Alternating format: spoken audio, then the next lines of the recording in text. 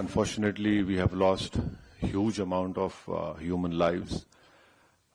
Innocent people have been killed. And the fact of the matter is that this problem emanates from Pakistan only. Unless and until Pakistan stops promoting, aiding, sponsoring all these terrorist groups, this issue will not go away. And India has exercised utmost restraint in dealing with this problem. I don't want to reiterate what the head of my delegation, my honorable good friend Jay Panda, has said.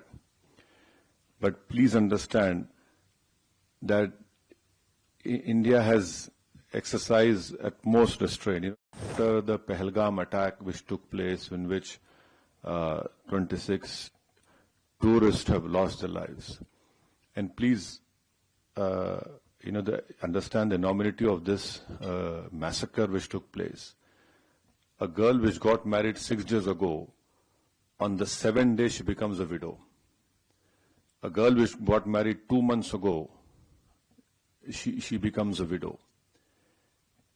India has all the wherewithal, and inshallah we have all the means to ensure the safety of not only the Indians, but anyone who lives in India. Because if you see on the 9th or 10th of May, when Pakistan unleashed whatever it had, no amount of damage happened in the mainland India. Yes, in the Poonch area, we know what has happened. But the air defense system, what has been said by the government in the media is that all our technology, all our warfare was able to stop whatever was thrown from a failed state like Pakistan. You're absolutely right, a bomb blast took place in Rameshwaram. Those culprits have been caught. And let me also remind you that the 26/11 incident which took place in Mumbai, Ajmal Kasab was caught. Ajmal Kasab was given all the due process of the law, wherein Ajmal Kasab went through all the legal process of our country, and ultimately the court gave him the punishment. Even after that, the Indian investigators gave all the evidences which was required to the Pakistani government. They had given proofs, audio recordings. And can you believe at that time when this 26/11 incident took place, the Pakistan foreign minister was in India. So this is a state which is not at all connected. It is not at all concerned about the safety and what the message that goes out. But unfortunately, because of Pakistan's intransigence, that trial didn't go further up. But when Bahrain was heading the FATF committee and Pakistan was put in the grey list, that trial proceeded. And after that, Pakistan came out of grey list, and unfortunately those people were convicted only in money laundering, not in terrorist charges. And there was a UN designated terrorist called Zakiur Rahman Lakhvi. I don't know where in the world the prison system is such that Mr. Zakiur Rahman is a designated terrorist, and by being in prison, his wife gives birth to a child. Now this is what Pakistan's legal system or the support of the state is concerned.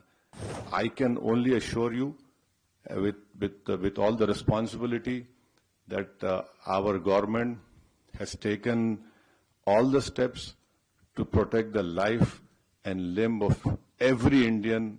And this government has made very clear. Next time you take up this misadventure, it will be beyond what they are expecting.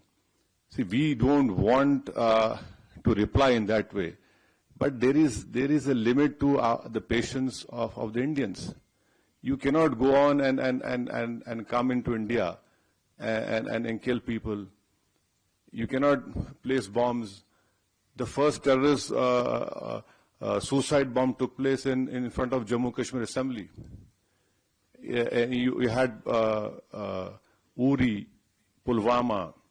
Last year in July, terrorists had went and shot these Hindu pilgrims who were going in that particular bus.